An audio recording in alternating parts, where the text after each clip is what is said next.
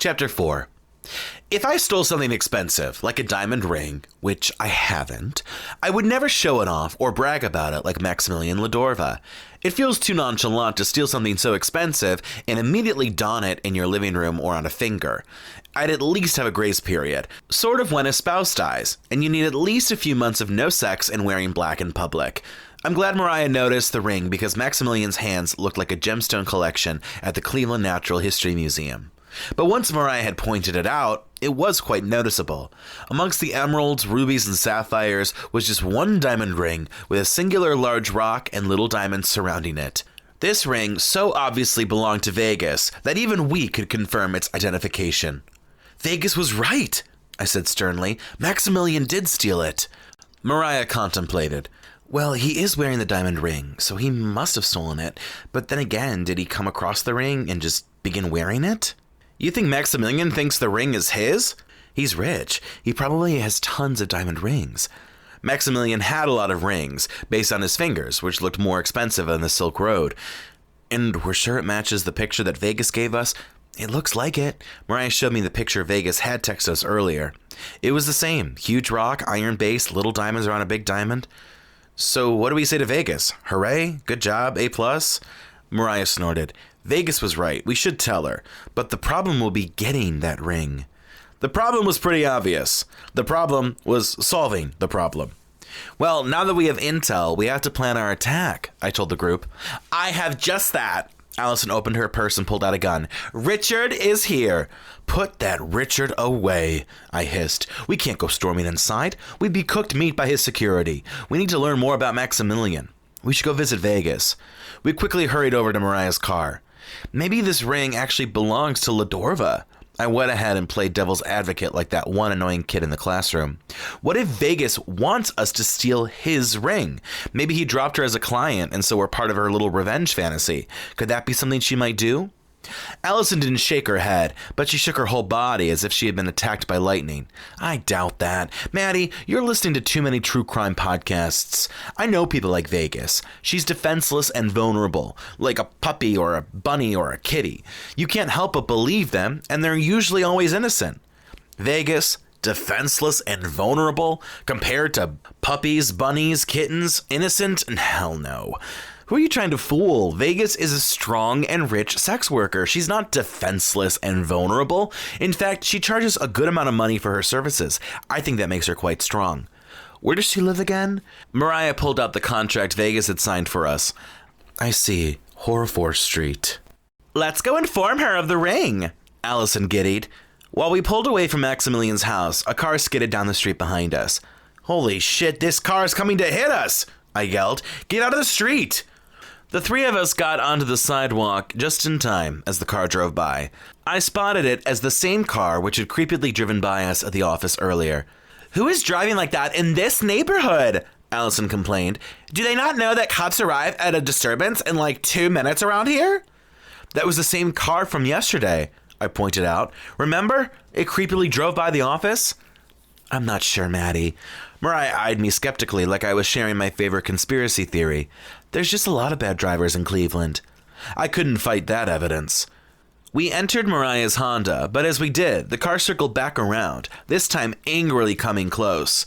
We all tried eyeing the figure behind the wheel, but they were wearing a hoodie which covered their face. All right, maybe you were right, Matty. Mariah looked like she had been thoroughly spooked. I looked like the pheasant who had caught the corn. I'm telling you, that was the thrice time that happened. Thrice? Alison repeated sassily. Are we British or something? We ran through some possibilities about who was behind the car, but came up empty.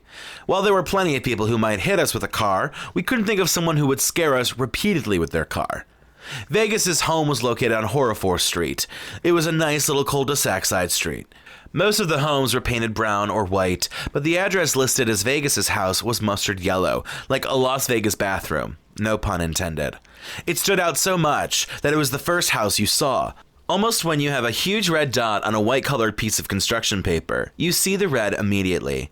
I'm sure that the neighbors hated Vegas and they couldn't stand her house color of choice, but who knows? Maybe they loved Vegas at the town meetings. Maybe she made excellent pecan pie. Maybe she had a great interior designer design her house. But maybe not. Mariah and I parked the car on the curb, and we walked up to the porch of Vegas's house and knocked on the door. When the door opened up, I let out a guttural response. I knew it was rude, but I couldn't help myself. It was like when you saw a 5-car accident or an explosion and you stared, or when your selfish friend thinks of you first.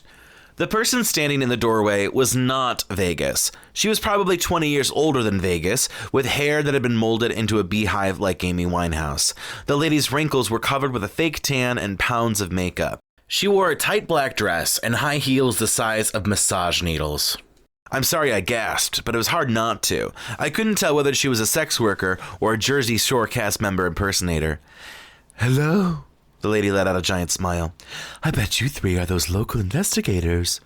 I wondered how she cracked that case. I think we looked more like customer service agents. And I bet you're here to see Vegas. She was on fire today. She should get a lottery ticket. The woman held out her hand, which was like Maxamillion Ladorva's, covered in gems. I'm Vegas's mother, Bambi. Bambi? Wasn't that a deer whose mother died in a forest fire and his father left him to do drugs in the woods and then started a forest fire?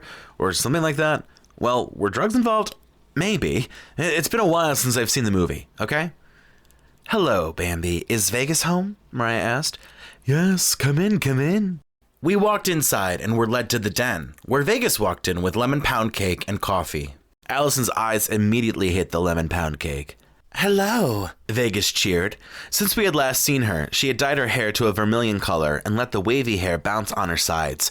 Vegas's tan had gotten deeper as well, most likely from a recent booking. Today she wore a beautiful black mini dress. Vegas had changed her entire look and aesthetic quicker than a chameleon. I made some lemon cake and coffee. Vegas was making lemon cake and coffee? That sounds rather extreme. That's like saying that Alison could successfully diet, or that Kathy could successfully bind 2 pieces of paper together in her current medical state. Both impossible. Both wrong. If people sent me a text that they were coming over, I probably would have tried to clean my toilet. But Vegas had laid out an afternoon tea spread. Let's cut into that cake, Alison demanded with a rather aggressive tone for a house guest. The lemon cake was not homemade. Mariah and I could tell Vegas had bought it in a buy-one-get-one sale. Alison enjoyed the cake thoroughly. The coffee was somewhat decent, better than I expected. It wasn't aesthetic, most likely Folgers or something. I was a bit disappointed that Vegas's finances as a rich sex worker didn't make for better snacks. How goes the investigation, detectives? Bambi was eager to know. Oh, we're investigators, not detectives. I felt like legally I was mandated to clarify that. Silly me. Bambi laughed, which sounded like a melody of nails scratching on a blackboard.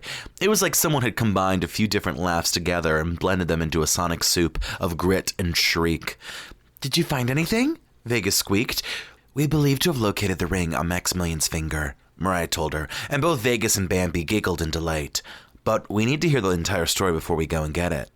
Bambi and Vegas stopped giggling and immediately went into a stark hand-holding position like they were waiting for bad news from the doctor. Tell them, honey, Bambi coaxed. I got the impression that the story involved drama, scandal, and lies. Maybe Mariah was right, and I was listening to too many true crime podcasts.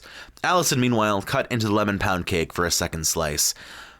Is it really that good to have a second slice? I whispered to Alison. Free food tastes better. Alison's second piece was much larger than the first. Finding confidence and courage, Vegas began her tale. Several nights ago, I was at my usual place, the diner in the middle of the city, Stampy's Diner. So I was waiting, looking sexy and saying hello to past customers and the like, waiting for anyone because I didn't have an appointment.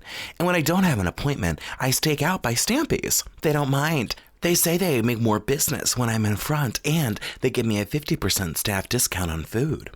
Are you telling me that I could stand outside of Stampy's Diner and offer my body and they'd give me a food discount? Alison asked, stopping her fork mid-bite to ask the question. For you, it would be 20% off, I bet. Mariah rolled her eyes. Vegas, continue. So anyway, Maxamillion pulls up in a Mercedes-Benz and asks me to name my price. I had on my diamond ring like every night, by the way. I told him that night I'd make a deal, $10,000.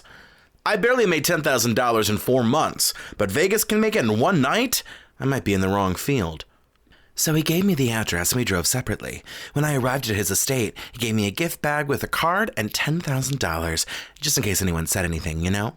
We nodded like we were familiar with the legal way to pay for illegal sex work.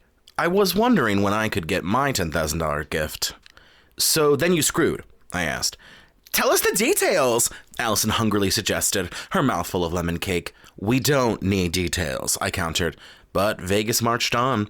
Maxamillion's pretty lousy in bed, but that's to be expected with rich guys. They don't really treat women well. They expect to be pleasured, and instead of licking a girl's lips, he'll just flash a credit card. Have you ever met Maxamillion before? Mariah questioned. Not in business, actually. He was a first-time client. I met him by chance while I was doing my shopping. I was walking between stores when his limo pulled up next to me.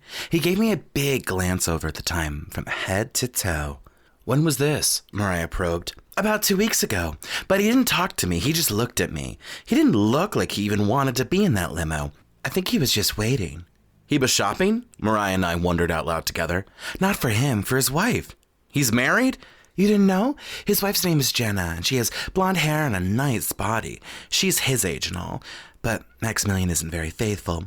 From what all my hooker friends tell me, Maxamillion gets around town. He's never asked for me. Probably because I'm expensive. But then you'd think I'd get a lot of business from him. He's the richest man in the suburb. And I heard he tips well. How did Maxamillion get his money? Mariah asked. Easy one. Maxamillion inherited most of it from his father and grandfather, but he's still the CEO of some company or whatever. Okay, so you went back to his place, right? Yeah, we had some champagne and we started making out. I actually am fine about kissing my clients. It was pretty quick, the sex. We showered after. I unfortunately felt obligated to picture the scene. And was your ring off for the shower? Vegas thought about the question for a moment before answering. Yes, it must have been. Right when we finished showering, he told me I had to go. His wife was home. So he led me out quickly to the garage, and I exited through the door to the side of the garage. He locked the door behind him. I was in such a rush that I didn't even realize I had left the ring. I tried to go back, but security wouldn't let me back inside the house. They escorted me right off the property, even though I told them I left my ring. Finally, I managed to see him outside of Stampy's, and I accused him. He flat out denied it. That's when I went to hire you. I addressed Bambi. Bambi, we heard this diamond ring belongs in the family. Who did the ring belong to exactly? The ring belonged to my mother. God rest her soul.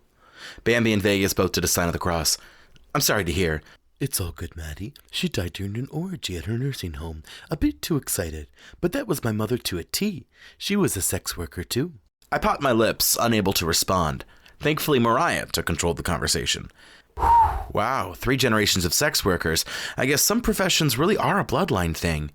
7 generations, Bambi corrected. Sometime I'll have to let you look through the Gianniani family scrapbook. There came a knock at the door and Bambi went to open it. We continued to question Vegas, but nothing came forward. Then 2 sex workers walked in. One looked like Sharon Stone's character in Basic Instinct, but with longer hair. I imagined she was not afraid to crotch display for any reason. The second had more plastic in her face than in a recycling center. Vegas, did you hear? The first sex worker exclaimed, coming in hot. What? Vegas looked excited for what was next. You've been nominated as Cleveland Sex Worker of the Year! The second one shrieked, and everyone except for Mariah and I yelled and danced. Even Alison cheered like she had been part of the voting block. Cleveland Sex Worker of the Year? Who judges it? How do they judge who the best sex worker is? The one who makes the most dough? Who's monitoring this? Are there sponsors? What's the grading rubric of the competition? And why do I feel like I'm too curious about this award? After some more gossip, the 2 sex workers left, and it was back to Bambi, Vegas, Mariah, Alison, and I. Thank you for answering our questions, Mariah told her. Are we going to sneak into the Ladorva house? Bambi's face got mischievous. No, Mariah and I shook. Oh. Bambi drooped like a succulent that hadn't had water in months. I was thinking of a good investigation name, like the Sexy Invasion or something. More like Suicide Kamikaze if we were to break into a billionaire's estate. Alison grabbed another slice of the lemon pound cake, but her third slice ended up being the rest of the lemon cake. Do you have another cake? Alison batted her eyelashes. And a to-go container?